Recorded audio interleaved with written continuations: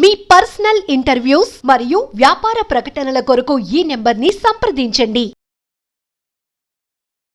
ఒకప్పుడు కాలాన్ని బట్టి వచ్చే దగ్గు ఇప్పుడు పర్యావరణ కాలుష్యం వల్ల కూడా తరచుగా వచ్చేస్తోంది. పిల్లలకి, పెద్దలకి, వృద్ధులకి, ఇళ్లల్లో ఉండేవాళ్ళకి, బయటికెళ్లేవాళ్ళకి ఇలా సంబంధం లేకుండా అందరినీ పట్టి పీడిస్తున్నది దగ్గు.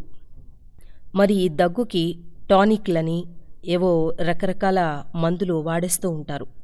అలా కాకుండా కొంచెం ఓపిక చేసుకొని మన వంటింట్లో ఉండే దినుసులతోనే చక్కని ఒక వంటింటి చిట్కాను ఈరోజు చేసుకునేందుకు వీలుగా నేను చెప్తాను.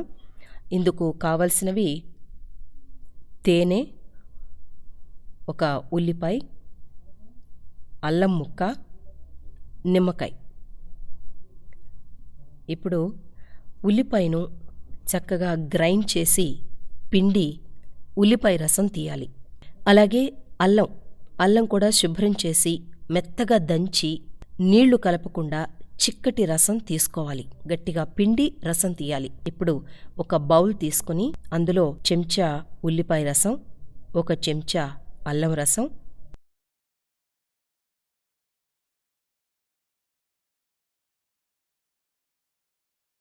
ఒక చెంచా తేనె,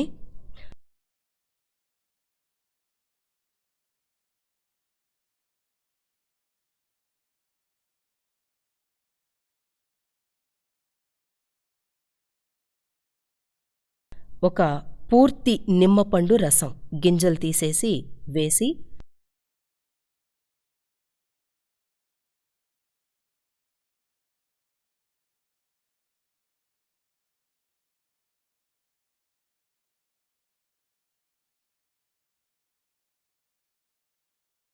బాగా కలపాలి. ఒకదానిలో ఒకటి బాగా కలిసేలా బాగా మిక్స్ చేయాలి.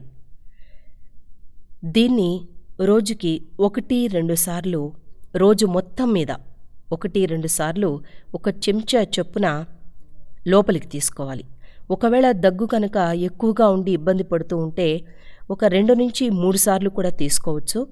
అయితే క్రమం తప్పకుండా తీసుకుంటే త్వరగా దగ్గు తగ్గిపోతుంది. ఏవి కూడా సైడ్ ఎఫెక్ట్స్ ఇవ్వవు.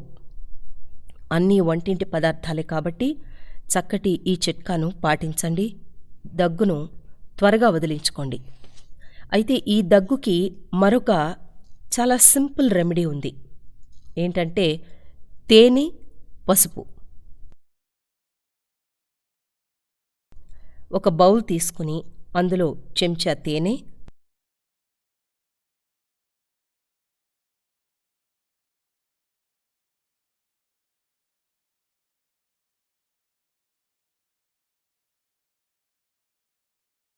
చిటికెడు పసుపు వేసి బాగా కలపాలి.